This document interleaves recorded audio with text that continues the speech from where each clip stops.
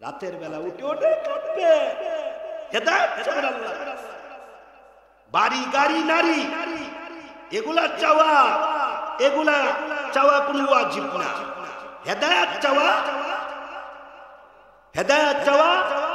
ওয়াজিব। 7 জন যুবক গিয়া জঙ্গলের ভিতরে গিয়া দোয়া শুরু করে দিয়েছে, প্রভু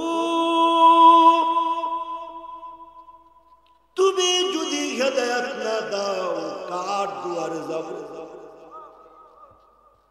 তুমি যদি হেদায়েত না দাও আমাদের উপায় থাকবে না। তুমি একমাত্র হেদায়েতের মালিক। হে পাক পরওয়ারদিগারে আলম বেলিয়াস তোমার কাছে হেদায়েত ভিক্ষা চায়। আল্লাহ রাব্বুল আলামিন 7 জন যুবকের জন্য হেদায়েতের রাস্তা খুলে দিয়েছে।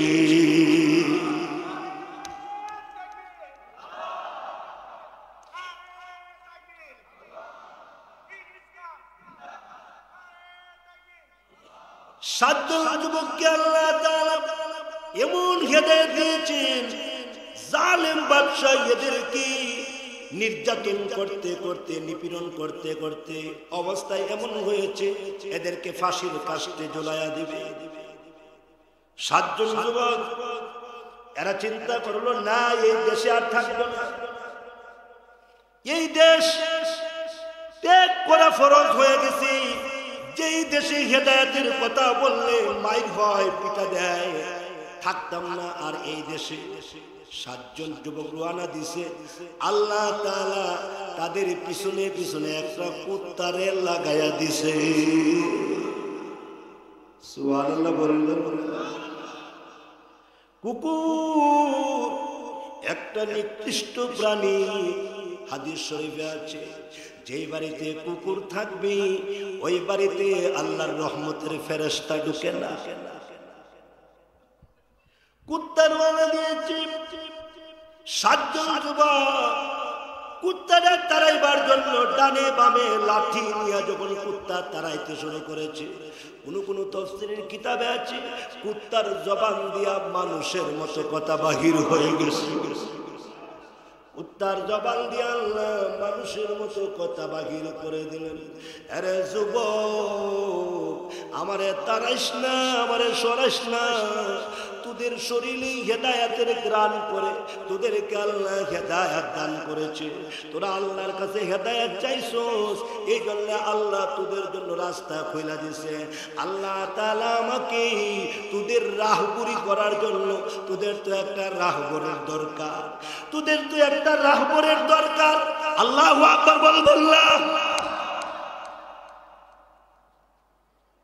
তোদের তো একটা রাহবরের দরকার।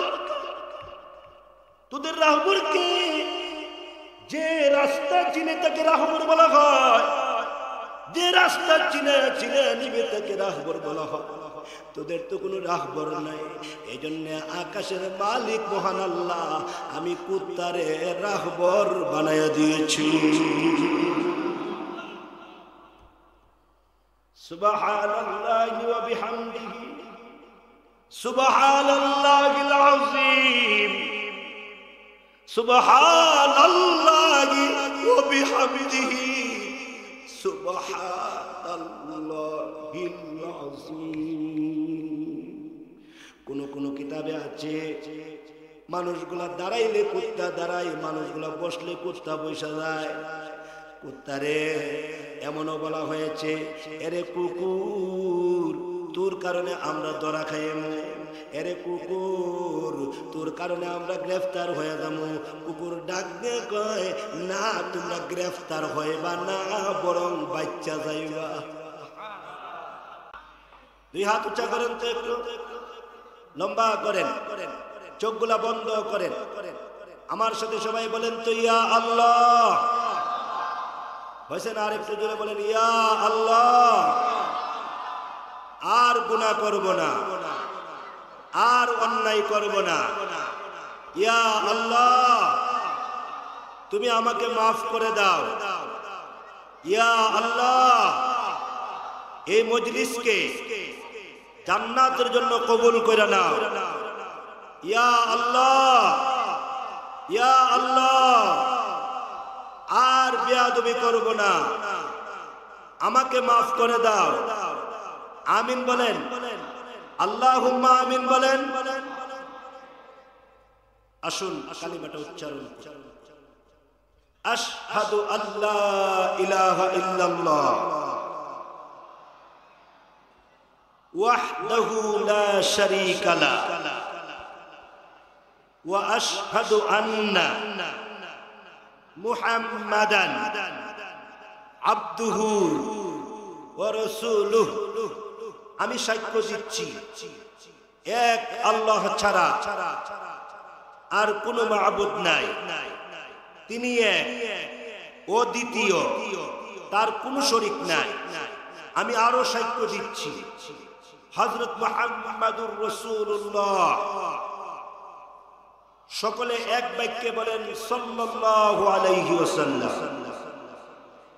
আল্লাহ তাআলার প্রেরিত রাসূল এবং প্রিয় বান্দা। প্যারে হাজিরিন, বরকতের নিয়ত আপনাদের সামনে তৃতীয় পারা সূরা আলে ইমরান এর ৮ নং আয়াতে কারীমা তেলাওয়াত করছি। আমার নবী, আপনার নবী, প্রিয় নবী হযরত মুহাম্মাদুর রাসূলুল্লাহ। আরে জোরে বলেন না, একটু লস আছে। সাল্লাল্লাহু আলাইহি সাল্লাম বলছেন তো 10টা গুনাহ মাফ হয়ে গেছে, 10টা রহমতের মালিক হয়ে গেছে, জান্নাতের দরজা 10টা বলন্দ হয়ে গেছে। বলেন জোরে বলেন তো সাল্লাল্লাহু আলাইহি ওয়াসাল্লাম। আরো জোরে, আরো জোরে। সাল্লাল্লাহু আলাইহি ওয়াসাল্লামের প্রায় 10 লক্ষ সহিহ হাদিস থেকে আপনাদের সামনে একটা হাদিস আর 2টা হাদিসের টুকরা টুকরা পেশ করেছি। যে বিষয়টি আমি আপনাদের সামনে তুলে ধরতে চাই অত্যন্ত গুরুত্বপূর্ণ। বলেন অত্যন্ত বিষয়টা। এই পৃথিবীতে বলবো ইনশাআল্লাহ, বলবেন না? এই পৃথিবীতে আদম আলাইহিস সালাতু ওয়াস সালাম থেকে নিয়ে আমাদের নবী পর্যন্ত লক্ষ লক্ষ নবী পয়গম্বর আল্লাহ তাআলা প্রেরণ করেছেন। সব নবীরা আল্লাহর কাছে একটা জিনিস বেশি বেশি চাইছেন, বেশি বেশি চাইছেন। সব নবীরা আল্লাহ পাকের কাছে একটা জিনিস বেশি বেশি চাইছেন। কোন নবী আল্লাহর কাছে দুনিয়া চান নাই, কোন নবী আল্লাহর কাছে 10 তলা 5 তলা চান নাই, কোন নবী আল্লাহর কাছে জমি জমা চান নাই, কোন নবী আল্লাহর কাছে ব্যবসা বাণিজ্য চান নাই, কোন নবী আল্লাহর কাছে চাকরি বাকরি চান নাই। নবীরা আল্লাহর কাছে একটা জিনিস বেশি বেশি চাইছে। ওই জিনিসটা না চাইলে আল্লাহ রাগ করে, আল্লাহ গুসা করে। ওই জিনিসটা কি? যেই জিনিসটা সব নবী চাইছে, এমনকি আমাদের নবীও সকাল সন্ধ্যা চাইছে। ওই জিনিসটার নাম কি? ওই জিনিসটার নাম হলো হেদায়াত। ওই জিনিসটার নাম কি বলেন? আরো জোরে বলেন। এ যুবকরা বলো, হেদায়াত সব নবীরা চাইছে। হেদায়াত দামি জিনিস, হেদায়াত চাওয়া ওয়াজিব, হেদায়াত না চাইলে দেই না। হেদায়াতের মালিক একমাত্র কে?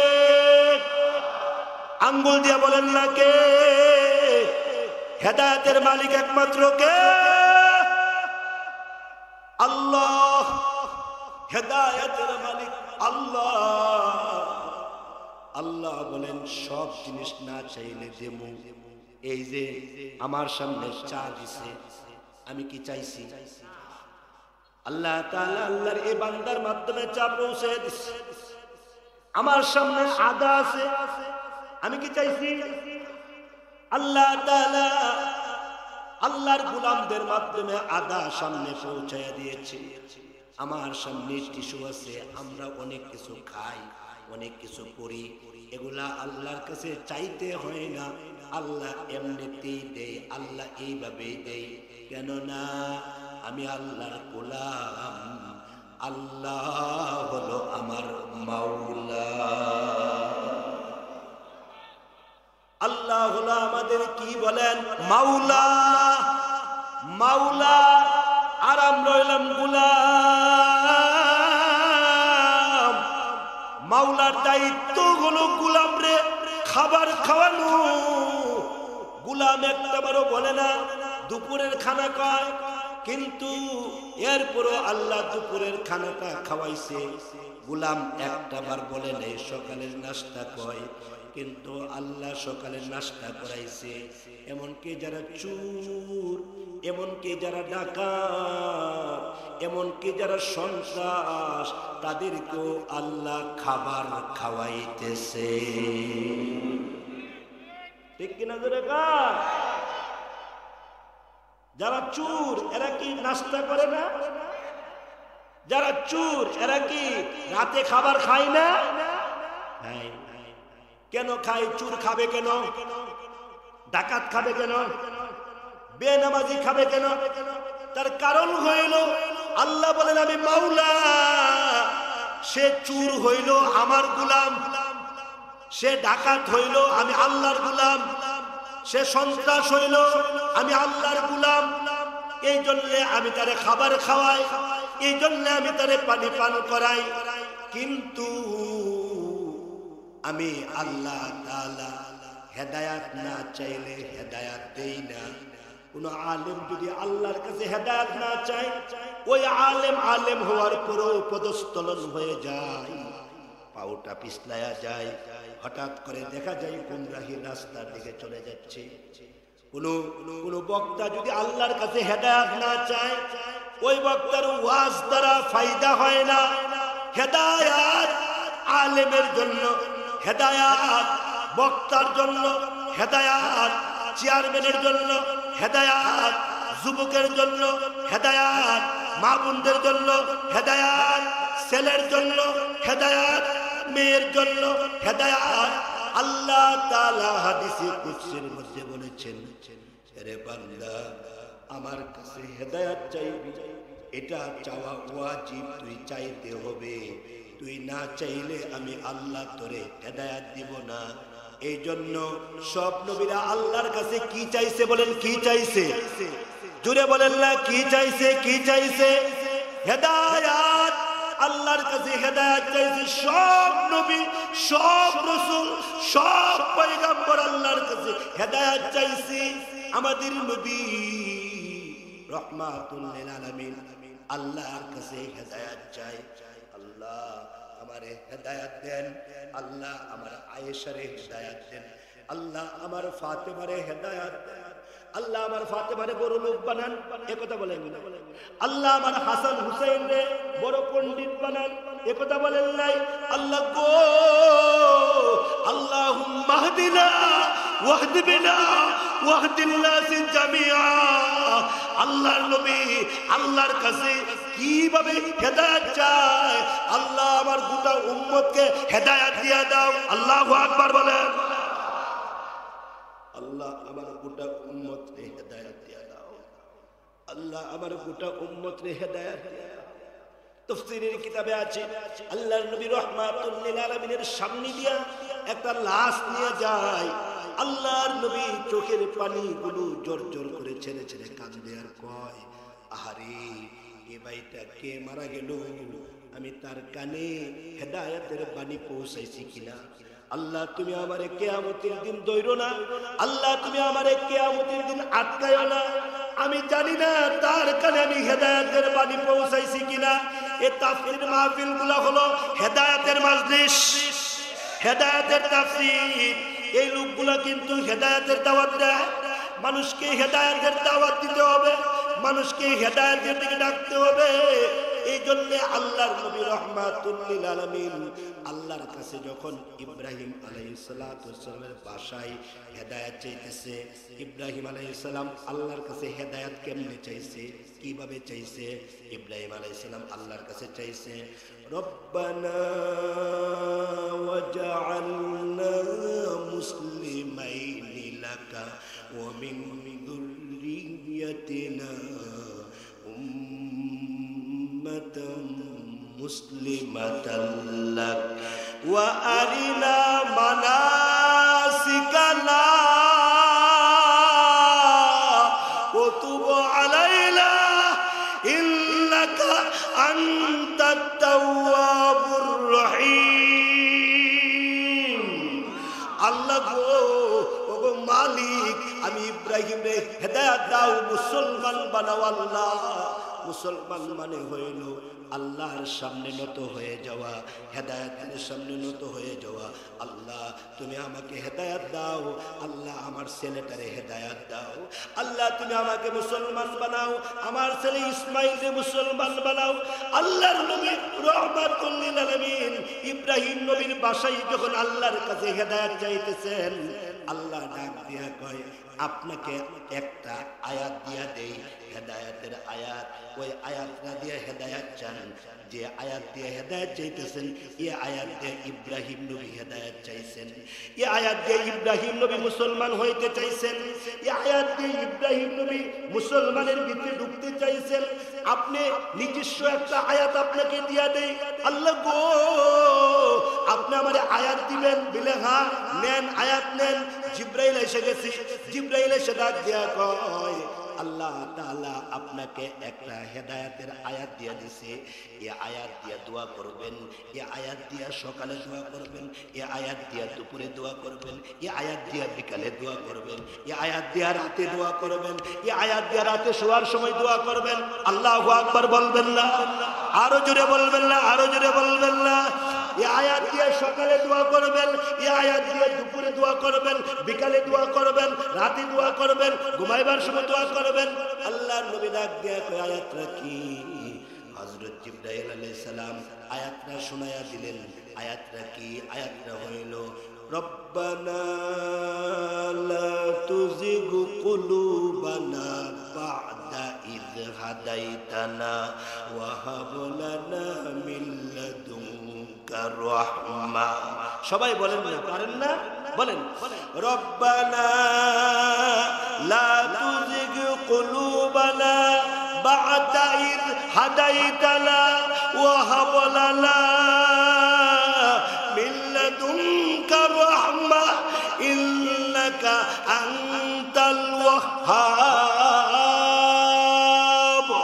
আল্লাহ গো, ওগো মালিক, রব্বানা, ও আমাদের রব, লা তুযিগ কুলুবানা, আমাদের কলবটা পাল্টায়া দিও না, আমাদের কলবটা ঘুরাইয়া দিও না। লা তুযিগ কুলুবানা, আমাদের অন্তরটা ঘুরাইয়া দিও না, কলবটা সরাইয়া দিও না।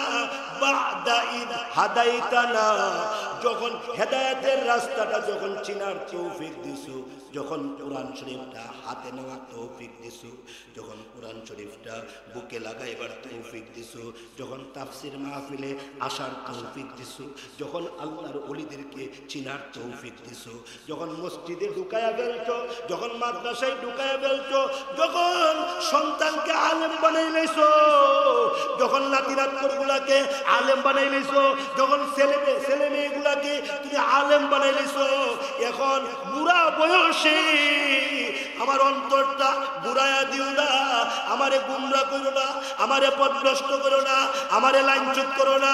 বলেন আল্লাহুম্মা আমিন।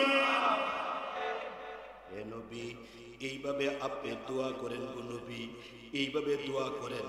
আপনার জন্য স্পেশাল আয়াত নাজিল করছি, এইভাবে দোয়া করেন।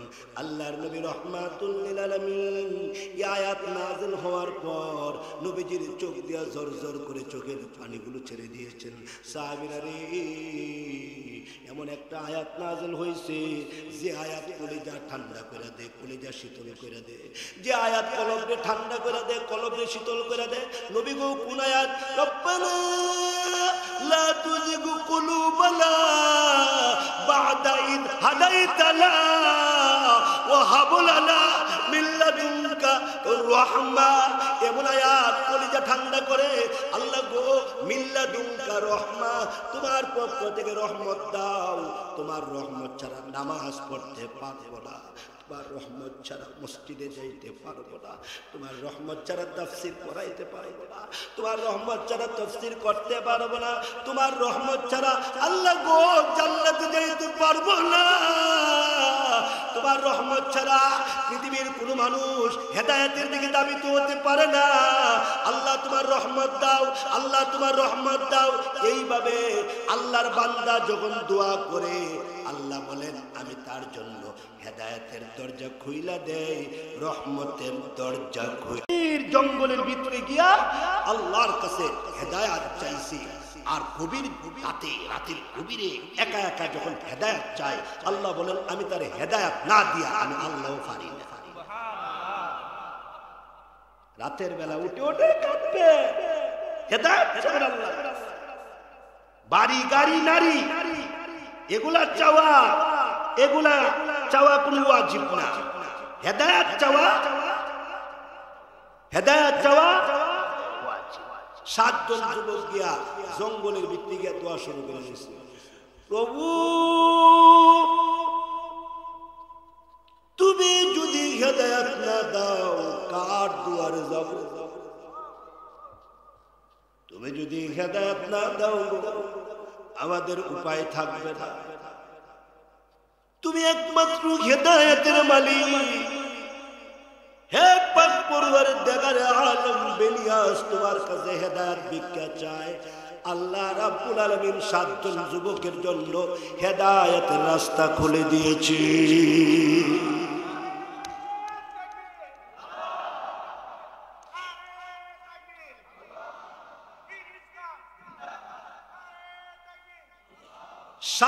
যুবককে আল্লাহ তাআলা এমন হেদায়েত দিয়েছেন, জালেম বাদশা এদেরকে নির্যাতন করতে করতে নিপীড়ন করতে করতে অবস্থায় এমন হয়েছে এদেরকে ফাঁসির কাস্টে ঝুলাইয়া দিবে। 7 জন যুবক এরা চিন্তা করলো না, এই দেশে আর থাকবো না, এই দেশ ত্যাগ করা ফরজ হয়ে গেছে। যেই দেশে হেদায়েতের কথা বললে মাইর হয়, পিটা দেয়, থাকতাম না আর এই দেশে। 7 জন যুবক রওনা দিছে। আল্লাহ তাআলা তাদের পিছনে পিছনে একটা কুত্তারে লাগায়া দিছে। সুবহানাল্লাহ বললেন। কুকুর একটা নিকৃষ্ট প্রাণী, হাদিস শরীফে আছে যেই বাড়িতে কুকুর থাকবে ওই বাড়িতে আল্লাহর রহমতের ফেরেশতা ঢুকে না। কুত্তার ওয়ালা দিয়েছে। 7 জন যুবক কুত্তাটা তাড়াইবার জন্য ডানে বামে লাঠি নিয়ে যখন কুত্তা তাড়াইতে শুরু করেছে, কোন তাফসীরের কিতাবে আছে কুত্তার জবান দিয়া মানুষের মতো কথা বাহির হয়ে গেছে। কুত্তার জবান দিয়া আল্লাহ মানুষের মতো কথা বাহির করে দিলেন। আরে যুবক, আমারে তাড়াইস না, আমারে সরাইস না। তোদের শরীরে হেদায়েতের গ্রাণ করে তোদেরকে আল্লাহ হেদায়েত দান করেছে। তোরা আল্লাহর কাছে হেদায়েত চাইছস, এই জন্য আল্লাহ তোদের জন্য রাস্তা খুলে দিয়েছে। আল্লাহ তাআলা আমাকে তোদের রাহবরি করার জন্য, তোদের তো একটা রাহবরের দরকার, তোদের তো একটা রাহবরের দরকার। আল্লাহু আকবার বললাম। তোদের তো একটা রাহবরের দরকার। তোদের রাহবরকে, যে রাস্তা চিনে তাকে রাহবর বলা হয়, যে রাস্তা চিনে চিনে নিবে তাকে রাহবর বলা হয়। তোদের তো কোনো রাহবর নাই, এই জন্য আকাশের মালিক মহান আল্লাহ আমি কুত্তারে রাহবর বানায়া দিয়েছি। সুবহানাল্লাহি ওয়া বিহামদিহি সুবহানাল্লাহিল আযীম সুবহানাল্লাহি ওয়া বিহামদিহি সুবহানাল্লাহিল আযীম। কোন কিতাবে আছে মানুষগুলা দাঁড়াইলে কুত্তা দাঁড়ায়, মানুষগুলা বসলে কুত্তা বসে যায়। কুত্তারে এমনও বলা হয়েছে, এরে কুকুর তোর কারণে আমরা ধরা খাইমু, এরে কুকুর তোর কারণে আমরা গ্রেফতার হয়ে যাবো। কুকুর ডাক দিয়ে কয়, না তোমরা গ্রেফতার হইবা না, বরং বাচ্চা যাইবা। গ্রেফতার হইব না বাঁচবো? বাঁচবো। কুকুরের সুরত কি আল্লাহ কোরআনে বলে দিছে? কুকুর কেমনে বইছে এটাও বলে দিছে। কুকুরের লাশটা কিভাবে আল্লাহু আকবার বলবেন না। কুকুর দুইটা পাও কেমনে রাখছে এটাও আল্লাহ কোরআনে তুলে ধরছে। কিয়ামত পর্যন্ত মসজিদের ইমাম সাহেবরা কুকুর কেমনে বইছে এটা তার নামাজে তেলাওয়াত করবে। কুকুর যদি মানুষের নেক সহবত নিয়ে নেয়, কুত্তার দাম বাইরে যায়। কুত্তা যদি মানুষের ওই যে নেক মানুষের সহবত যদি কুত্তার শরীরে পড়ে, কুত্তার পরিবর্তন হয়। এ যুবক, তুমি এই আলেম উলামার সহবত নিলে তোমার কেন পরিবর্তন হবে না? ঠিক কিনা জোরে কার? তোমার কেন পরিবর্তন হবে না? কুত্তার পরিবর্তন হয়। ভাইরা আমার, এই জন্য আল্লাহর কাছে হেদায়েত চাওয়া।